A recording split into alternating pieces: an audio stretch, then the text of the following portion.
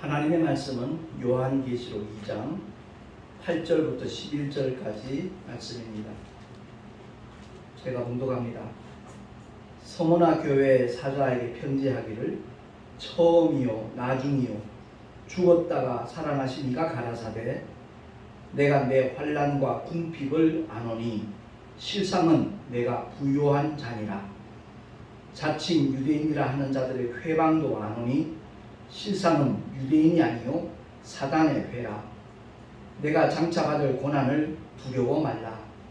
볼지어다 마귀가 장차 너희 가운데서 몇 사람을 옥에 던져 시험을 받게 하리니 너희가 10일 동안 환난을 받으리라. 내가 죽도록 충성하라. 그리하면 내가 생명의 멸류관을 내게 주리라. 귀 있는 자는 성령이 교회들에게 하시는 말씀을 들을지어다. 이기는 자는 둘째 사망의 해를 받지 아니하리라. 아멘. 기도하겠습니다.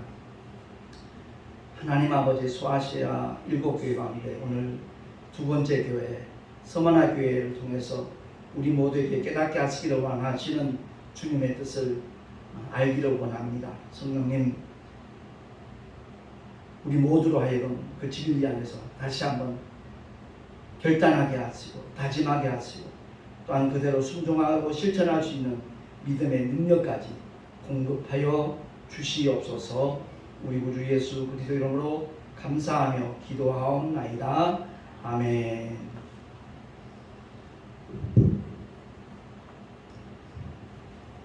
모니터가 굉장히 중요하더라고요. 자기 발전을 하는 사람들은 언제나 자기의 그 행동한 것들에 대해서 또 목회자들은 자기 설교에 대해서 이렇게 모니터하는 것이 참 중요하다는 것을 제가 느낍니다. 제가 이 말씀을 드리는 것은 지난주에 제가 설교하면서 모압 족속을 아말렉 족속이라고 이렇게 표현을 했더라고요. 제가 제 설교를 다시 한번 듣는 이유는 어떤 실수한 거 있는가, 잘못 표현한 것 있는가, 그것을 확인하는 측면도 있고요. 사실 내 입에서 나가는 설교지만 성령께서 하시는 말씀이기 때문에 저 역시도 그 말씀을 통해 다시 한번 힘을 얻고 위로도 받고 그러기 때문에 저는 제 설교를 꼭 한 번 이상은 다시 듣습니다. 분명히 모압왕 발락이 발람에게 선지자를 보낼 때 모압 장로들과 미디안 장로들을 보내면서 그 이스라엘 족속이 너무 두렵게 느껴지니까 저 민족을 저주해달라고 부탁을 하잖아요. 그 예물 때문에 그 발람 선지자의 마음이 흔들리는 그 모습들을 통해서 우리가 정말 발람의 교훈을 바로 되새겨야 되겠다라는 그런 말씀을 전하면서 제가 표현을 아말렉이라고 이렇게 했더라고요. 아무튼 우리 모두가 다 자기의 삶을 늘 되짚어보고 점검하는 그런 자세는 굉장히 중요하다라는 것을 다시 한번 느끼게 되었습니다. 제가 오늘은 또 양복 웃옷을 입지 않고 이렇게 섰거든요. 사실 기독교는 고행주의가 아닙니다. 설교자의 기본이고 예의다 이렇게 표현하는 분도 없잖아 했지만 과연 누구에 대한 예의일까 이런 생각이 가끔 들 때가 있어요. 그래서 어떤 고정관념, 기존의 그런 틀을 좀 벗어나자 하는 마음을 저는 늘 갖고 있습니다. 그래서 오늘 37도까지 올라가는 굉장히 무더운 날씨인데 굳이 양복을 입고 땀을 흘리면서 이 모니터를 통해서 또 설교를 듣는 분들에게 덥게 느껴지도록 할 이유는 없겠다 싶어서 이렇게 옷을 벗었습니다. 이해해 주시기 바라고요. 오늘 본문의 말씀을 통해서 우리의 현실과 실상에 대해서 주님은 지적을 하시더라고요. 1절에 보니까 처음이요 나중이요 죽었다가 살아나신 생명과 부활의 주님이 말씀하셨잖아요. 예수님이 말씀하신 내용이 뭐냐면 내가 내 환난과 궁핍을 아노니 실상은 내가 부요한 자니라. 서머나 교회가 초대형 교회는 아니었던 것 같아요. 분명히 규모도 작고 그런 열악한 환경 속에 있는 교회가 아니었을까 이런 느낌을 받게 됩니다. 소위 목회 성공이라고 말하는 그 큰 교회들, 중대형 교회들, 그 교회를 향한 메시지가 아니라는 것을 느끼게 되어지는데, 열악한 조건 속에 있는 작은 교회, 미자립 교회가 아니겠는가 이런 생각이 들더라고요. 근데 주님은 말씀합니다. 내 현실, 처지는 분명히 궁핍하고 열악하고 어떤 환란의 연속일 것처럼 분명히 보여지지만 주님이 보실 때는 내 실상은 부유한 자기라라고 말씀합니다. 이 지구상에 70억 넘는 모든 인구가 나를 인정한다 할지라도 주님이 인정하시지 않는다면 그는 사실 영혼이 망한 자거든요. 그렇기 때문에 우리가 믿음의 길을 걸어가면서 신앙생활도 마찬가지고 목회도 마찬가지고 주님 앞에서 내가 어떤 모습으로 서 있는가, 그것을 날마다 점검하는 자세는 결코 놓쳐버려서는 안 되겠다라는 말씀을 드립니다.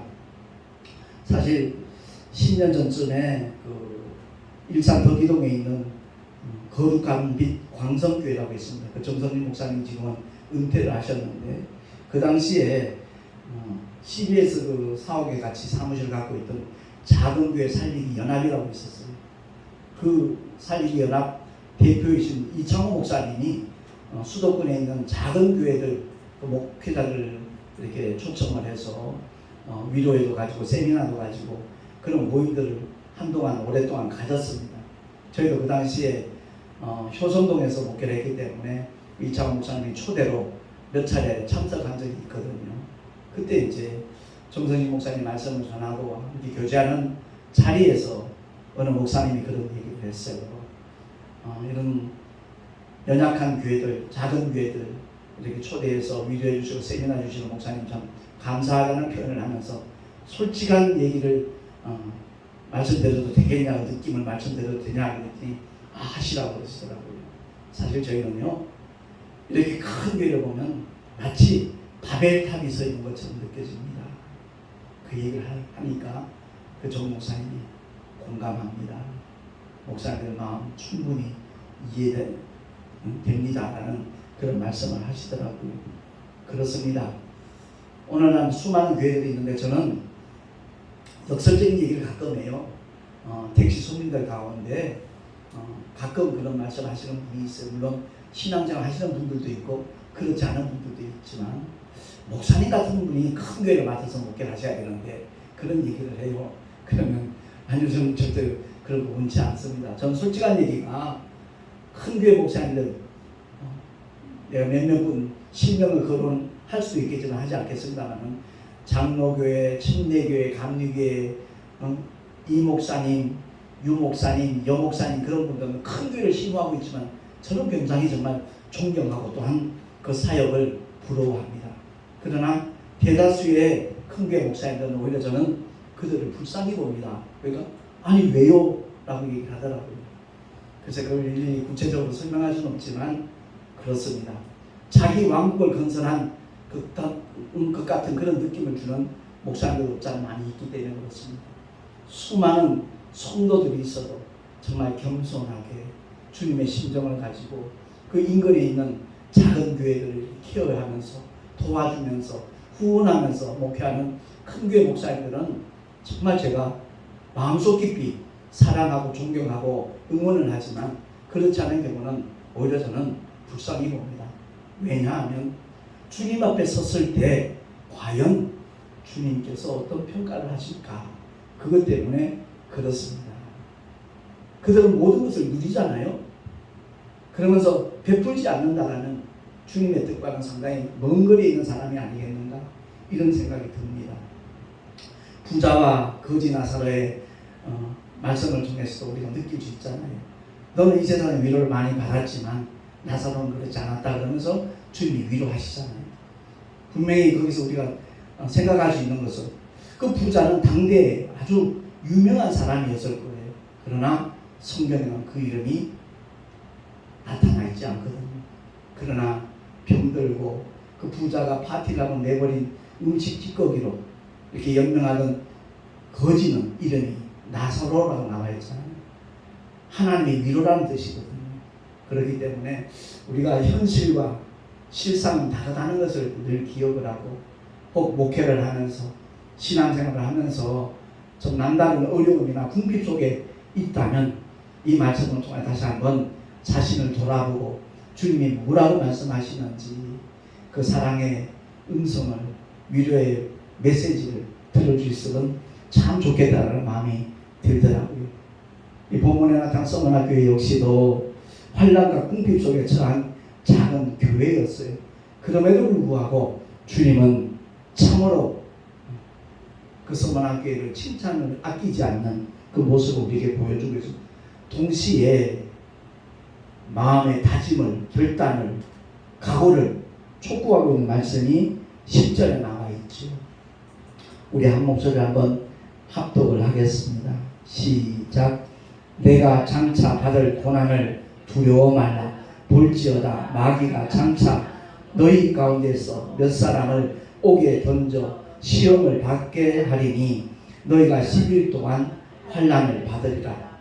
내가 죽도록 충성하라. 그리하면 내가 생명의 면류관을 내게 주리라. 아멘. 지금보다 더 악한 상황이 도래한다 할지라도 끝까지 믿음을 지키는 것, 죽도록 충성하는 것. 여기서 충성이 뭐지요? 타협하지 않는 거거든요. 오직 주님만을 경외하는 것이고 주님만을 예비하는 것이고 어떤 환경과 어떤 상황 속에서도 복음을 전하는 복음의 일꾼을 가리키는 겁니다. 충성이 뭐예요? 한자를 보면 가운데 중자에다가 마음심이거든요. 마음 한가운데는 어떻게 하라고요? 말씀은 변에 이불성자예요. 오직 하나님 말씀이 이루기까지 최선을 다하는 모습. 주님이 우리에게 많은 일들을 맡기신 것 같지만 한마디로 요약을 하면 만민에게 복음을 전파합니다. 예? 내 이웃에게 하나님의 사랑을 나타내라는 겁니다. 세상 사람은 4대 성인 중에 한 사람이라고 예수님을 그렇게 지칭하지만 아니요. 이 세상의 모든 세상 종교의 창시자는 죽음으로 끝났고 그들의 무덤은 웅장하고 화려하게 꾸며져 있습니다. 그러나 예수의 무덤은 빈 무덤입니다. 죽음이 끝이 아니라 부활의 천년매 되신 예수, 그분을 전환하는 거예요. 예수 안에 있는, 그 아들 안에 있는 아버지의 생명을 누구든지 예수 이름을 믿기만 하면 동일하게 창조주 하나님 아버지의 생명이 그에게도 주어지기 때문에, 공유가 되기 때문에 그 생명이 있는 자는 지옥 가고 싶어도 못 가요.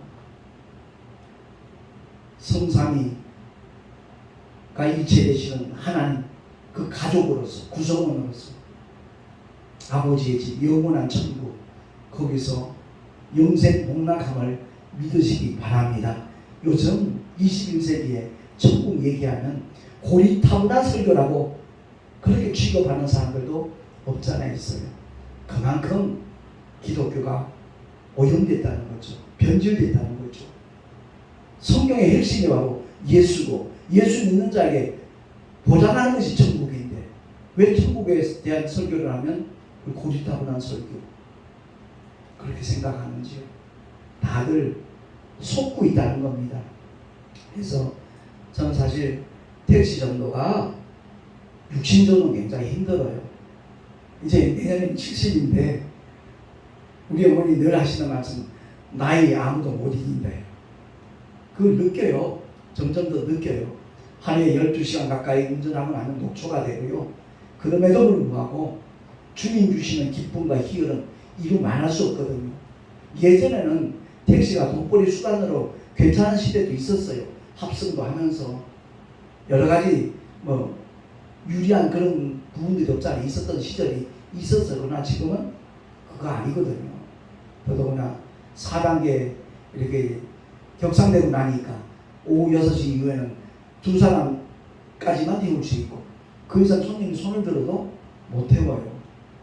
그런 상황이다 보니까 기사들 자꾸만 이직을 하는 그런 현상도 없잖아 있더라고요. 근데 어제 뉴스 보니까 법인 택시 기사들에게 또 80만 원씩 일괄적으로 지원한다는 그 내용이 와서 참 다행이다라는 생각도 들긴 했습니다만 어쨌든 이 택시를 내가 계속 하고자 하는 이유는 다른 것 없습니다. 그 작은 공간에서 손님과 거의 1대1 내지 2대1 이렇게 대화가 가능하니까 그들에게 복음을 전할 수 있는 참 좋은 기회이기 때문에 물론 많은 대화는 못 나눠요. 요즘 코로나 때문에 그걸 또 좀 조심하라고 얘기를 하고 있으니까 짧은 메시지를 통해서 그들에게 예수가 누구신지 복음이 무엇인지 잠깐 소개하면서 전단지와 껌을 이렇게 주면 꼭 찾아보겠다라고 그렇게 대답하는 것도 있고 그걸 보고 또 제 설교 동영상을 보고 볼 때마다 감동된 부분들, 결단한 부분들 그런 데 대한 본인의 느낌을 또 카톡으로 보내주는 귀한 권사님도 계셔요. 참 이 무더운 폭염 속에서 어려운 일을 하고 계신데 저보다 한 4살 정도 연세가 있으신 감리교 권사님이신데 쉽게 표현하면 고물상이죠. 거기서 아마 직원으로 일을 하시는 것 같더라고요. 그 권사님 같은 경우는 끊임없이 이렇게 문자를 보내주고 또 되게 힘을 실어주는 격려의 메시지, 위로의 메시지, 감사의 메시지를 받을 때 제 마음은 정말 이루 말할 수 없이 기뻐요. 감사하고요. 그렇습니다. 분명히 어려운 환경 속에서도 주님이 맡겨주시기 딱 한 가지 그 과업이 바로 복음 전파거든요. 만민을 정말 아버지의 품으로 돌아올 수 있도록 해외 선교를 나가는 것도 얼마나 귀한 일인지. 예전에 제가 해외 선교 그러면 뭐 관광 삼아가는 그런 선교로만 경험을 했기 때문에 대단하게 느끼지 못했다고 해도 과언은 아니에요. 근데 정말 단기 선교를 가면서 목숨 걸고 복음을 전하는 그 중동권에 가서 17일 동안 복음을 전하는 경험을 하고 난 다음에는 얼마나 귀한 사역인가. 더더구나 누가 돈을 대줘서 가는 것도 아니고 또 평신도들 휴가 기간을 일부러 거기에다 이렇게 포커스를 맞춰가지고 자기 자리를 들여서 기백만 원씩 자기 돈을 써가면서 문화도 다르고 음식도 다르고 기후도 다르고 피부도 다른 그 타 문화권에 가서 더더구나 중동권은 참 위험천만하거든요. 거기에 가서 복음을 전하는 그 일을 우리 주민이 얼마나 기뻐하실까 그 생각이 들더라고요. 그렇습니다. 내가 직접 해외 선교 못 간다 할지라도 그들을 위해서 중보 기도하는 것 주님이 얼마나 원하실까 이 생각도 들고요. 그렇습니다. 주님이 위임하신 복음 전파의 현장에서 충성하고 있기 때문에 제가 예전에 경험하지 못했던 참 주님으로부터의 어떤 위로와 기쁨 이런 것들을 만끽하니까 택시 전도를 중단하고 싶은 생각이 없어요. 몸은 힘들어도 주님 앞에 서는 날을 늘 생각을 하거든요. 그날에 얼마나 많은 영혼들이 예전에 목사님 택시 탔다가 제가 복음 듣고 예수 믿게 됐어요 라고 말하는 분도 얼마나 많을까.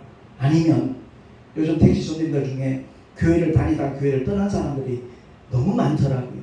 그들이 목사님 그때 그 말씀 듣고 다시 믿음을 회복했노라고 그 다음부터 정말 열심히 교회를 다니고 정말 전도하는 사람으로 살아왔다라고 고백할 수 있는 그런 영혼들이 얼마나 많을까. 거기에 대한 설레임도 있고 거기에 대한 기대감이 있기 때문에 택시 전도는 중단할 생각이 없는 것이 지금의 제 솔직한 심정입니다. 그래서 개인 택시에서 기도해달라고 제가 부탁하는 이유도 바로 그거예요. 산학금이 워낙 부담이 되다 보니까 그게 일종의 정신적인 스트레스가 돼요. 예. 그래서 아무튼 어떤 욕심 때문에 제가 기도하는 것도 아니고 나이 70 넘어서 80 될 때까지도 얼마든지 운전은 가능하니까 개인차는 있지만 하나님께서 어떻게 택시 할 수 있도록 운전을 참 즐기는 그런 마음을 저한테 주셨어요. 제가 벌써 면허 딴지 만 41년입니다. 그동안 운전을 하면서 운전이 귀찮다, 지겹다, 어렵다 생각해 본 적이 없거든요. 그래서 저한테 맞는 어떤 전도 사역이겠다라는 생각이 들어서 말씀 중에 중보기도로 부탁하는 것뿐입니다. 아무튼 우리 모두가 다 오늘날 신앙생활 하면서 서머나 교회가 환란이 온다 할지라도 죽도록 충성하라는 주님의 부탁, 주님의 권고, 그 사명을 감당했을 때 주님이 뭘 약속합니까? 생명의 면류관을 내게 주겠다라고 약속을 하고 있거든요. 그렇습니다. 부흥사들이 말하는 우스갯소리로 개털모자 쓰지 말고 그날에 생명의 면류관을 쓸 수 있는 우리 모두가 될 수 있기를 예수 이름으로 축원합니다. 많은 사람들이 편하게 신앙생활 하려고 그래요. 속는 거라고요. 분명히 속는 겁니다. 히브리서 11장 24절에서 26절 말씀해 보면 그 모세가 어떻게 했는가에 대해서 제가 일부러 주보에다 기록을 해놨으니까 우리 한 목소리로 한번 합독을 하도록 하겠습니다. 시작. 믿음으로 모세는 장성하여 바로의 공주의 아들이라 칭함을 거절하고 도리어 하나님의 백성과 함께 고난받기를 잠시 죄악의 날을 누리는 것보다 더 좋아하고 그리스도를 위하여 받는 능욕을 애굽의 모든 보화보다 더 큰 재물로 여겼으니 이는 상 주시는 이를 바라봄이라. 아멘. 그렇습니다. 상 주시는 이를 바라보면 웬만한 어려움 얼마든지 뛰어넘을 수 있어요. 웬만한 고난 다 참고 견딜 수 있더라고요. 그렇습니다. 모세가 그 모든 기득권을 다 포기하고 내려놓은 이유가 뭡니까? 상 주시는 이를 바라봤기 때문에 그리스도를 위하여 받는 능력, 그 능력이 애굽의 모든 보화보다 더 귀한 것으로 모세는 여겼기 때문에 그것이 가능하다는 것을 성경은 말씀하고 있습니다. 이뿐입니까? 골로새서 1장 24절에 보면 복음을 위하여 가장 많은 수고를 하고 3차 선교 여행까지 다녔던 사도 바울의 고백이거든요. 합독하겠습니다. 시작. 그리스도의 남은 고난을 그의 몸된 교회를 위하여 내 육체에 채우노라. 아멘. 그렇습니다. 주님이 인류를 위하여 모든 고난을 받으셨어요. 근데 그 받으신 고난, 십자가의 죽음과 부활의 사건을 아직도 제대로 알지 못하는 사람들이 너무나 많습니다. 예수의 십자가 모르는 사람은 수두룩할 것 같지만 아무도 없는 것 같잖아요. 예, 예수의 십자가 다 알아요. 근데 그 진짜 그 내용, 그 실상을 모르는 사람은 수두룩하거든요. 그래서 그 복음 전파를 한다는 것이 얼마나 귀한 일인가 하는 것을 사도 바울은 알기에 그리스도에 남은 고난이 있다는 거예요. 오늘날 21세기를 살아가고 있는 모든 구원받은 믿음의 성도들에게도 그리스도에 남은 고난을 함께 짊어져야 될 의무가 있고 책임이 있다는 것. 바꾸고 말하면 그것을 감당할 수 있는 특권이 주어졌다는 것을 우리 모두가 깨달을 수 있기를 예수 이름으로 축원합니다. 십자가 없이 부활의 영광 없어요. 노 크로스 노 크라운. 그냥 구호가 아니라 정말 우리의 날마다의 삶 속에서 주님의 죽으심과 부활하심을 전할 수 있는 하나님의 사람으로 살아가십시다. 아울러 계시록 22장 12절에는 주님이 분명히 약속하고 있거든요. 내가 내게 줄 상이 있어 각 사람에게 그의 일한 대로 갚아주리라. 아멘. 사실 제가 이제 카카오티 블루택시를 시작한 지가 벌써 2년 반 정도 되는데 지난 2달 전이죠. 5월달, 6월달 2달 동안 어떤 특별 이벤트를 시작을 했어요. 그건 다름이 아니라 이제 카카오 회사에서는 그 회사 이미지를 격상시키기 위해서 그랬겠지만 블루택시 기사들이 운행을 하면서 승객들로부터 평점을 받으면 어떤 평점? 5.0이 만점이에요. 그 5.0 평점을 50개 이상 받으면 시상을 하겠다라고 공고가 나왔어요. 근데 제가 지금 속해 있는 성산택시 그 운수조합에서 제가 선정이 된 거예요. 생각지 않은 보너스를 10만 원을 받았어요. 그 별것 아닌 것 같은 상인데도 그 상을 받게 된다니까 기분이 즐겁더라고요. 기쁘더라고요.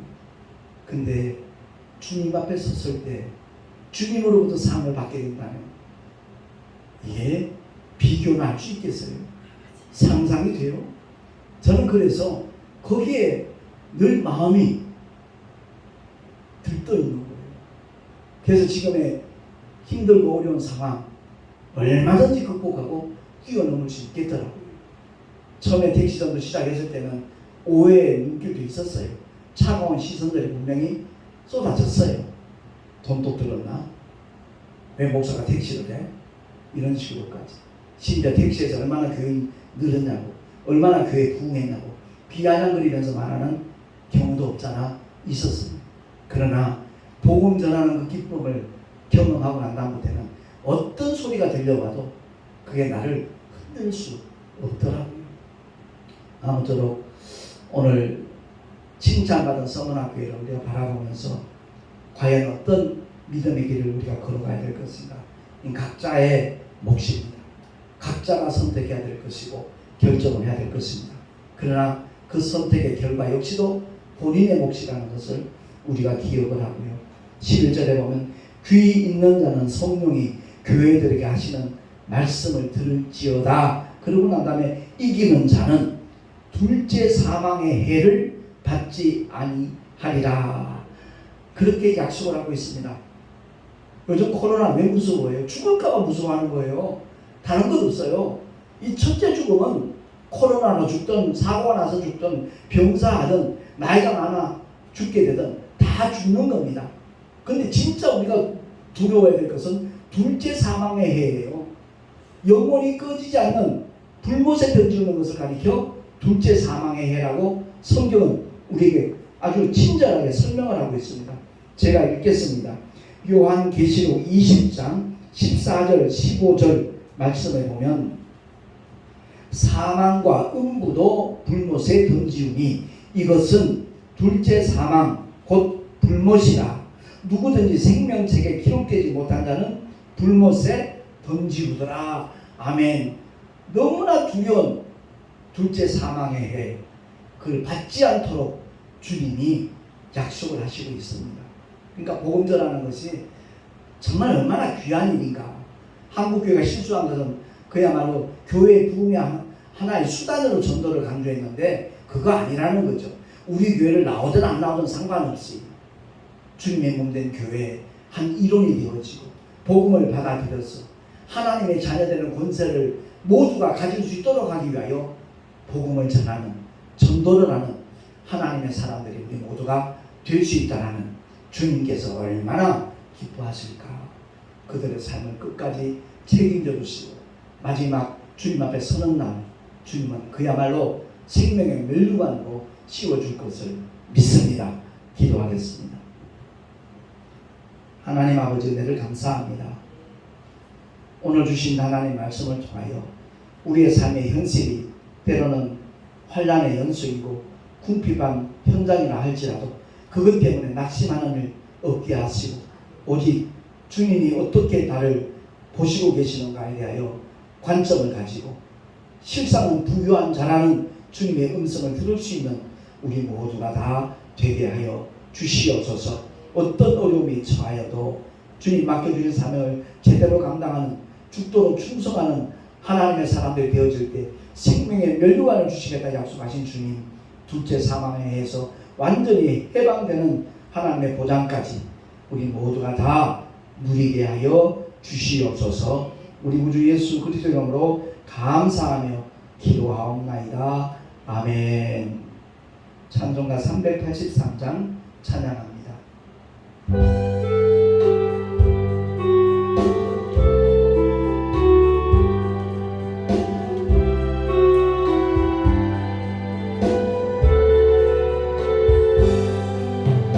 환난과 핍박 중에도 성도는 신앙 지켰네. 이 신앙 생각할 때 기쁨이 충만하네.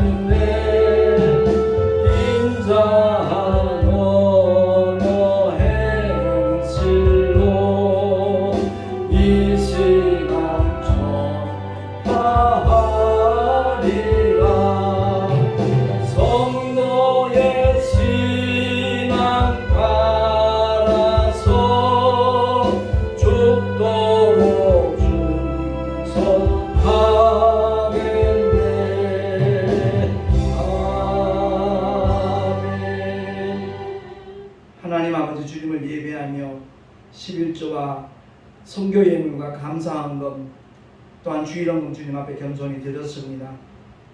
이 예물을 통해 하나님의 나라가 확장되는 일에 아름답게 쓰임받기를 소망하오니 주님 드린 손길들마다 영육간에 강건함 주시고 계획하고 경영하는 모든 일들 위해 형통한 복까지 주님 허락하여 주시옵소서. 우리 구주 예수 그리스도로 감사하며 축복하며 기도하옵나이다. 아멘.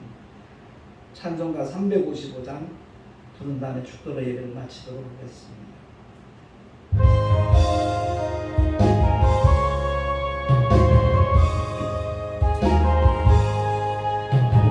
바다 나서리 몸 어디든지 가오리다.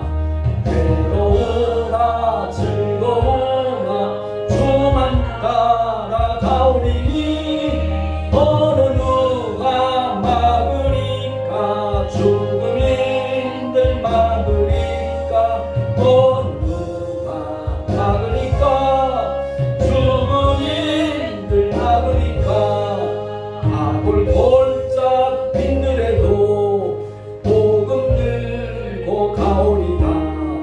소금 같은 거리에도 살아남고 찾아가서 종의 몸에 지닌 것도 아낌없이 드리리다.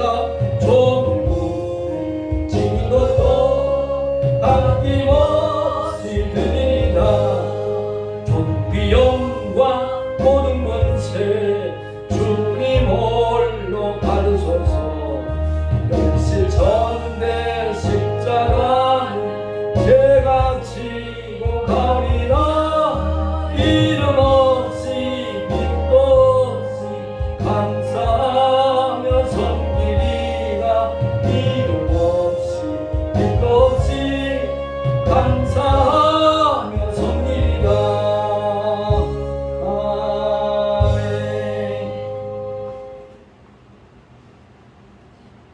축도로 예배를 마치겠습니다.